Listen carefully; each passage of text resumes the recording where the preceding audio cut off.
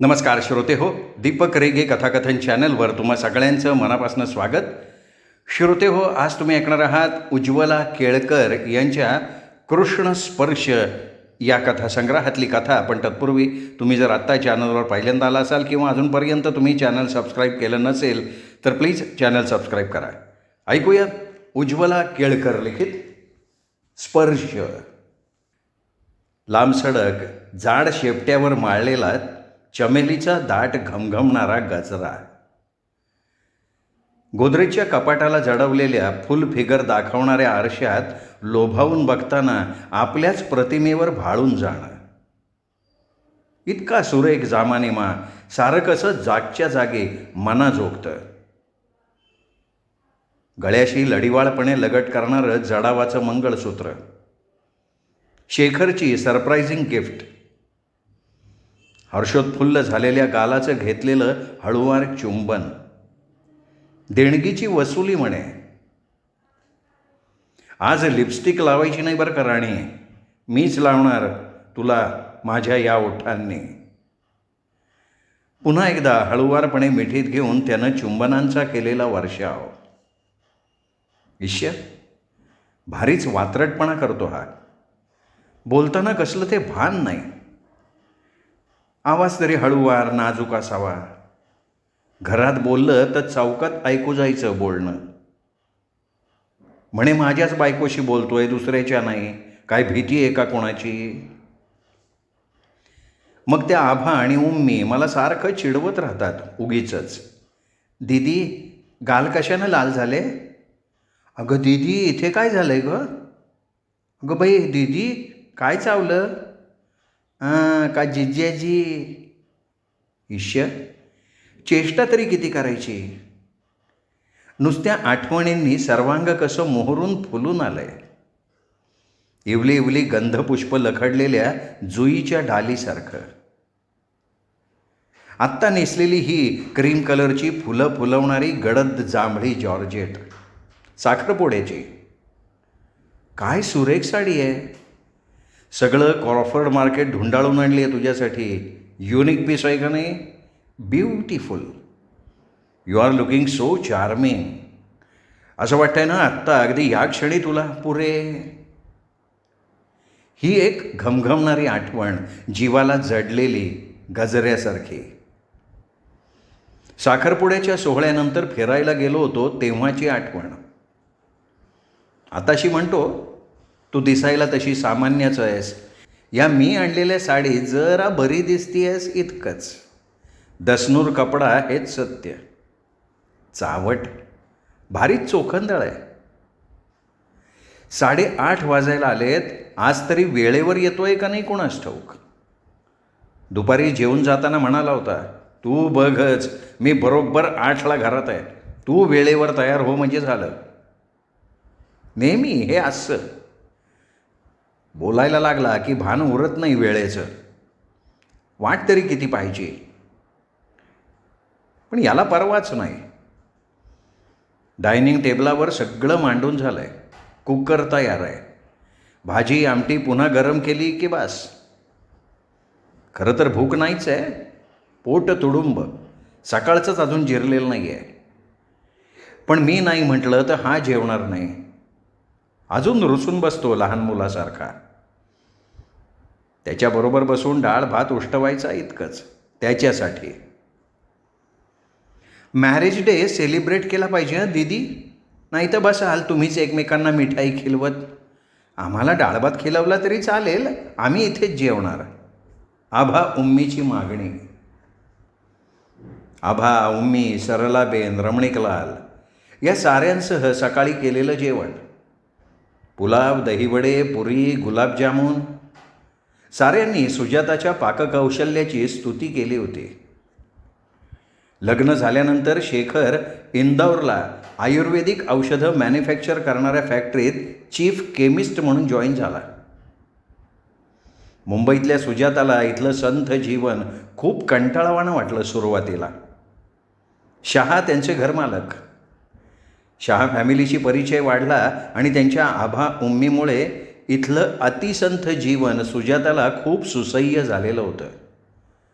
भरतकाम, विणकाम, पाककला, सजावट अशा इंटरेस्ट घेण्यासारखा कितीतरी गोष्टी जीवनात आहेत याची जाणीव आभा आणि उम्मीच्या सहवासातून आणि त्यांचं घर बघून सुजाताला झाली. आभा कॉलेजच्या 2ऱ्या वर्षाला, उर्मिला शेवटच्या. त्यांचा एक भाऊ अमेरिकेत स्थायिक झालेला, दुसरा अहमदाबादला एका कॉटन मिल्समध्ये चीफ टेक्निशियन.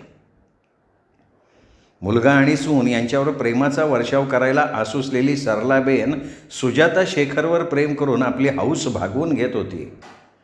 रमणीकलालही छोट्या मोठ्या बाबतीत शेखरचा सल्ला घेत. सरलाबेन, रमणीकलाल पिक्चरला फारसे जात नसत. त्यांना फारशी आवड नव्हती आणि 3-3 तास एका जागी अवघडून बसणं प्रकृतीलाही झेपत नसे. मुलींची त्यामुळे कुचंबणा होई, कारण मुलींना एकटं दुखटं किंवा त्यांच्या मैत्रिणीबरोबरही पाठवायची त्यांची तयारी नसे. शेखर सुजाताच्या सोबतीनं मात्र जायला त्यांची हरकत नव्हती आणि पिक्चर बघायला ही संधी त्या दोघी मुळीच सोडणार नव्हत्या. 8:45 वाजायला आले, अजून शेखरचा पत्ता नव्हता. गेल्या वर्षी या वेळेला रिसेप्शनची गडबड सरत आली होती. शेखरनी घरात सांगितलं, आमच्या मित्रमंडळींनी पिक्चरला जायचं ठरवलं बरं का. अरे पण आज काय गडबड आहे? तुम्ही हल्लीची मुलं म्हणजे ना. नाही मी नाही म्हटलं होतं, पण तो लेकाचा आव्या ऐकेना ना. त्यांनी तिकीटंसुद्धा काढून ठेवली आहेत म्हणे. आता आम्ही नाही गेलो तर सगळ्यांचा विरस होणार आहे. सगळ्या पाहुण्या रावळ्यांच्या गोतावळ्यातनं तो तिला घेऊन बाहेर पडला, तो थेट लॉजवर. अहो हे काय, इथे वाटतं थिएटर तुमचं? अगं मग काय करणार, इतक्या लहान जागेत आणि इतक्या माणसांच्या घरात आपल्याला काय चान्स मिळणार, म्हणून मग थाप मारायला लागली. तिचा संकोच दूर करण्यात किती वेळ गेला. 12:30 वाजता साळसूतपणे घरी परतताना तिला अगदी चोरट्यासारखं वाटत होतं. दुसऱ्या दिवशी न पाहिलेल्या पिक्चरचं तो असं रसभरीत वर्णन करत होता आणि ते करता करता तिच्याकडे असे काही अर्थपूर्ण दृष्टिक्षेप टाकत होता की ती लाजून चूर होत होती. गाडीचा परिचित हॉर्न वाजला तशी सुजातानं लगबगीनं दार उघडलं. Oh you are looking so charming, तिला मिठीत घेत शेखर म्हणाला. सावटपणा पुरेसा ना, आभा आणि उम्मी आत्ता येतील, दार उघडच आहे. मग असं नका, मी माझ्या बायकोला तर मिठीत घेतो आहे ना, दुसऱ्या कोणाला नाही ना, पुरे हो. त्याच्या तोंडावर हात ठेवत सुजाता म्हणाली. वसुजू, गेल्या वर्षीसारखं सिनेमाला जायचं का आपण? त्यालाही आठवण झाली म्हणायची. मिस्टर, आभा उम्मीला पिक्चरचं प्रॉमिस तुम्हीच दिलं आहे, त्या काय म्हणतील? Okay okay okay, don't be angry my fair lady. आणि पिक्चरहून आल्यावर आपण दोघंच आहोत, त्या दिवसासारखं नाही, नाही का? घरातून बाहेर पडेपर्यंत 9 वाजून गेले होते. आभा उम्मी 10 मिनिटापूर्वीच आल्या होत्या. सारख्या चिवचिवत होत्या. त्यांना डॉन बघायचा होता. अमिताभच्या ढिशांवर दोघी विलक्षण खुश. शेखरलाही असे फास्ट ॲक्शन पिक्चर आवडत. सुजाताला अशा पिक्चरची सिच्युएशन अतिरंजित किंबहुना असंभाव्य वाटे. तिला आपले साधे सुधे कौटुंबिक चित्रपट आवडत. डॉन लागलेलं थिएटर लांब आहे, गावाच्या जरा बाजूला आहे वगैरे सबबी सांगितल्या, पण डॉनबद्दल तिघांचं एकमत झालं. शिवाय कारनं किती वेळ लागणार आहे? फार फार तर 15 मिनटं. जास्तीत जास्त इंडियन न्यूज जाईल. शेखरनं रस्त्याच्या कडेला गाडी पार्क केली. तिकीटं घेऊन सगळी आत गेली. बुकिंग ऑफिसजवळ बिहारी भीमू रतनलालाची चौकडी उभी होती. आज जाणाऱ्या सुजाता, आभा आणि उम्मीकडे बघत बिहारी म्हणाला, अरे क्या माल है साला, कडक आहे कडक, आज इन्हें उठा के ले जाएंगे. अरे क्यों नाही उस्ताद. बाकीचे त्याला दुजोरा देत म्हणाले. लाला आणि भीमूनी एक मोठा खेळा मागच्या टायरमध्ये ठोकला आणि चौघेही थिएटरमध्ये जाऊन बसले. पिक्चर संपला. शेखर, सुजाता, आभा आणि उम्मी हसत खिदळत गाडीत येऊन बसले, पण गाडी स्टार्ट होईना. त्यांच्या गाडीच्या डावी उजवीकडनं लोक आपापली वाहनं घेऊन भराभरा निघूनही गेले. शेखरनं खाली उतरून बघितलं, गाडीचं मागचं चाक पंक्चर. शेखर आता जाम वैतागला. आता यापुढे स्टेपनी बदलायची म्हणजे, पण पायी जाणं त्याहूनही कंटाळवाणं. एव्हाना सगळ्या रिक्षाही निघून गेल्या होत्या. पायी जाणारे खूप पुढे गेले होते. रस्त्यावरची गर्दी विरळ होता होता रस्ता निर्मनुष्य झालेला होता. सुजाता, आभा, उर्मिला आता खूप धास्तावल्या होत्या. इतक्यात बिहारीची गँग तिथे आली. अरे क्या हो गया बाबूजी? टायर पंक्चर है, स्टेपनी बदलनी पड़ेगी. अरे हम आपको कुछ मदद करेंगे, ये हमारा दोस्त है ना, ये मैकेनिक है. लालाकडे बघत तो म्हणाला. बडी मेहरबानी होगी. हताश झालेला शेखर पटकन बोलून गेला. कसे अगदी देवासारखे आले ना हे लोक. सुजाता आभाला बोलून गेली. स्टेपनी बदलून गाडी ठाकठीक व्हायला अर्धा तास लागला. आता रस्ता अगदी निर्मनुष्य झाला होता, शिवाय अंधार. शेखरनं भीमूलालाचे आभार मानले. त्यांना पैसे देण्यासाठी पाकिट काढेपर्यंत त्याला चौघांनी घेरलं. बाबूजी, हम आपको वैसे नहीं जाने देंगे. ठीक है ना, तो आप कितना पैसा चाहते हो बताओ, मैं दे दूंगा. शेखर पाकिट उघडत म्हणाला. हमें पैसे नहीं चाहिए बाबू. तीक्ष्णपणे आपली नजर त्याच्या डोळ्यात रोखत लाला म्हणाला. तिघी घाबरल्या. नाही म्हटलं तरी कानातलं, हातातलं, गळ्यातलं. सुजातानं आपलं मंगळसूत्र घट्ट पकडून ठेवलं. अरे जो हम चाहते हैं वो हम ले सकते हैं. रतननं सुरा काढून शेखरच्या गळ्याशी धरत म्हटलं. इसके सहारे. जरूर पडली तर सगळे दागिने उतरून द्यायचं तिघींनी मनोमन ठरवलं. आखिर जान तो सबसे प्यारी. मतलब क्या चाहते हैं आप लोग? शेखरच्या आवाजात आता कंप होता. तो चांगलाच गांगरून गेला होता. देखो, ये दोनों लड़कियां हैं ना, इन्हें यहीं रख के जाओ. बिहारी आभा उर्मिलाला नीटपणे निहाळत म्हणाला. नहीं नहीं, ये कैसे हो सकता है? ये तो अमानत है दूसरों की. मैं इन्हें नहीं छोड़ सकता. साले फिर अपने बीबी को रख यहाँ. शेखरनं नीट विचार केला. पुन्हा एकदा रस्ता नीटपणे निहाळला. जवळपास शेजारी कुणी कुणी नव्हतं. नुसता एकाकी रस्ता. दूरवर सुद्धा कुणा माणसाच्या अस्तित्वाची चाहूल नव्हती. फक्त अंधार. सगळ्यांना गिळण्यासाठी उतरावा तसा. काहीतरी निर्णय घ्यायलाच हवा होता. चौघांशी एकाच वेळी सामना द्यायला तो काही चित्रपटातला अमिताभ नव्हता. त्याला तसं करता येणार नव्हतं, मनातून कितीही वाटत असलं तरी. जराही विरोध केला असता तर त्यांच्या हातातला सुरा त्याच्या गळ्यातनं आरपार गेला असता. तिघींनाही ते घेऊन गेले असते. सगळ्यांच्याच आयुष्याचा चोळामोळा. रोज कितीतरी बातम्या वर्तमानपत्रातनं वाचायला मिळत होत्या, ऐकायला येत होत्या. आज प्रसंग त्याच्या गळ्याशी भिडला होता. कितीही असह्य, अप्रिय असला तरी सर्वनाशाची वेळ आली होती. व्यावहारिक तडजोड करायलाच हवी होती. कोणाला तरी मागे ठेवावंच लागणार होतं. कोणाचा तरी बळी जाणं अपरिहार्य होतं. रस्त्यावरून कोणी मदतीला येण्याची शक्यता दिसत नव्हती. पोलीस ठाणंसुद्धा 2 चौक पुढे होतं. आणि पोलिसांना कळवलं तरी उपयोग होईल याची खात्री नव्हती. आपल्या निष्क्रियतेची, आपण काहीच करू शकत नसल्याची शेखरला चीड आली. तो अभावितपणे बोलून गेला. मैं अपनी बीबी को छोड़ के जाता. भीमूनं आपला सुरा खाली घेतला. जाओ. पण मोटारीत चढता चढताही आपल्या नजरेचा धारदार सुरा शेखरवर रोखत तो म्हणाला. याद रखना साले, और किसी को बोल दिया ना, खत्म कर डालूंगा तुमको और तुम्हारे बीवी को भी. शेखर मोटार घेऊन निघून गेला.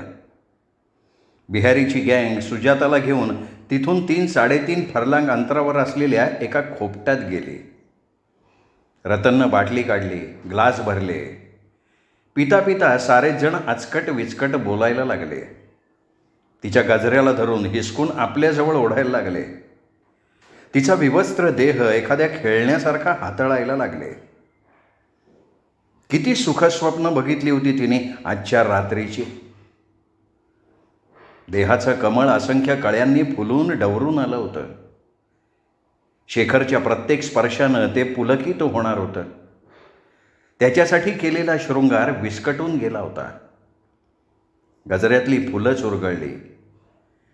मनातल्या नाजूक कोवळ्या भावनासुद्धा. शेखरच्या नाजूक हळुवार हातांनी या देहमनाची पाकळी पाकळी उमलून यायची.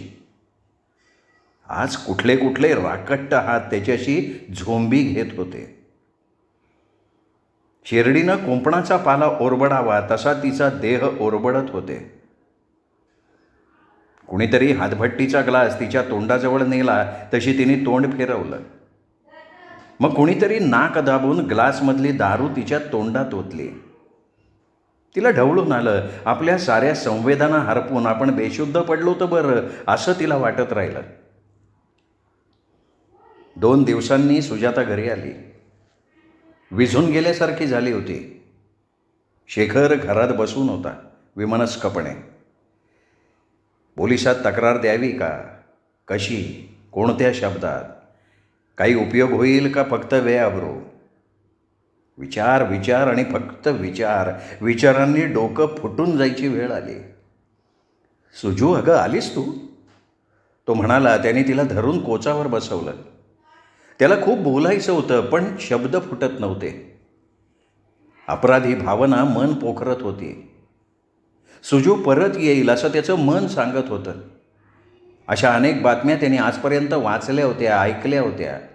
मुली बायका पळवून नेल्याच्या आणि पुन्हा 4-2 दिवसांनी त्या परतल्याच्या.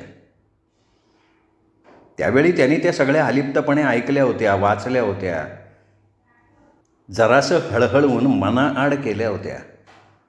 आज ते सारं त्याच्या आयुष्याला येऊन चिकटलं होतं. सुजू, सुखरूप आहेस ना तू? तिच्या जवळ जाऊन तिच्या अंगाखांद्यावरनं हात फिरवत तो म्हणाला. सुजाता अजूनही स्तब्ध, निश्चल, कवड्याच्या डोळ्यांनी समोर बघत असलेली. सुजू, त्या दिवशी तुला एकटीला गुंडांच्या तावडीत सोडून मी असं यायला नको होतं. मला खूप अपराधी वाटतंय. मला क्षमा कर सुजू. शेखर शब्दांची जुळवाजुळव करत म्हणाला.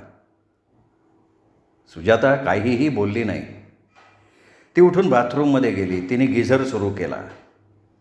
कदाचित आंघोळ झाल्यावर अंगाला डसलेले गलिच्छ स्पर्श जातील असं तिला वाटलं.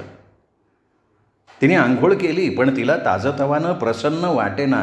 ती कॉटवर पडून राहिली. शेखरनं खानावळीतनं डबा आणला. ताट तयार करून त्याने तिला बोलवलं. पण समोरच्या ताटात वाढलेल्या पोळ्या, आमटी, भाजी, कोशिंबीर तिला काहीही दिसेना. तिला खोपटातलं जेवण दिसायला लागलं. भीमूनं आणलेला डबा.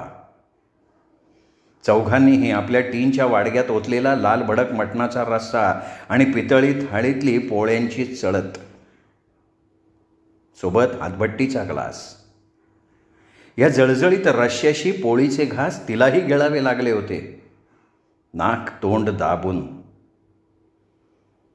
प्रत्येकानं तो जळजळीत रस्सा आणि जाड चिवट्ट पोळीचा घास तिच्या तोंडात कोंबला होता.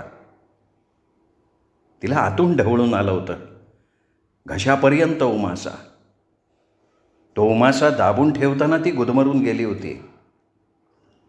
शेखरनं वाढलेल्या आमटीत तिला रस्सा दिसायला लागला आणि पानात पोळ्यांची चळत. भोवतीनं भीमू, बिहारी, लाला, रतन यांचे फिदी फिदी हसणारे चेहरे. 2 दिवसांची उपाशी असूनही तिला एकही घास गिळेना. घशापर्यंत उमासा उसळून आला तशी ती उठली. हात तोंड धुवून बेडवर येऊन पडली. 2-4 दिवस झाले पण सुजाताला त्यातलं काहीच विसरणं शक्य झालं नाही. शेखर हळुवारपणे जवळ येऊन तिच्या अंगावरनं हात फिरवायला लागला की तिला दिसत भिकूचे केसाळ राकट कुरूप हात आणि ती ओरडे, नको नको नको प्लीज. स्निग्ध दृष्टीनं तिच्याकडं बघणाऱ्या शेखरच्या नजरेत बघता बघता शिकारीवर झेप घेणाऱ्या श्वापदाच्या पवित्र्यात असलेले बिहारीचे लाल भडक डोळे चमकताना दिसत आणि साऱ्यांचे अंगाला डसलेले ते ओंगळवाणे स्पर्श.